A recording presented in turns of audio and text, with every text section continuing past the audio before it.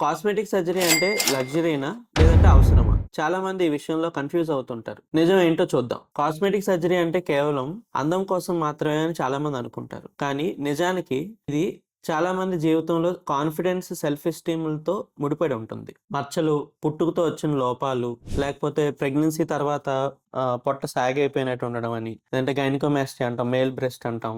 లేదంటే బరువు తగ్గిన తర్వాత స్కిన్ మొత్తం లూజ్ అయిపోయినట్టు ఉండడం. అలాంటి ప్రాబ్లమ్స్ ఉన్నా సరే చాలా మందికి కాన్ఫిడెన్స్ లెవెల్స్ తగ్గిపోతాయి. ఇవన్నీ ఒక వ్యక్తి తనను తాను ఎలా చూసుకుంటాడు అనే దాని మీద depend అవుతాయన్నమాట.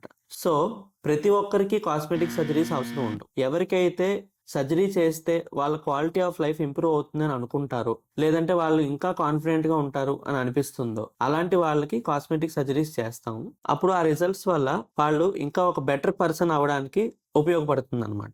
So, as a plastic surgeon నేనేం చెప్తానంటే, looking good and feeling confident is not a luxury. But it's a necessity. ఎవరికైనా కాస్మెటిక్ సర్జరీ చేయించుకోవాలా? లేదా? ఇలాంటి నిర్ణయాలు తీసుకోవాలి అనంటే, ఒక ప్లాస్టిక్ సర్జన్‌ని కన్సల్ట్ చేస్తే, వాళ్ళు చెప్పిన అడ్వైస్ బట్టి మీరు ఫాలో అయితే మీకు ఏం చేయాలి? ఏం చేయకూడదు? అనేది క్లారిటీ వస్తుందనమాట. Thank you.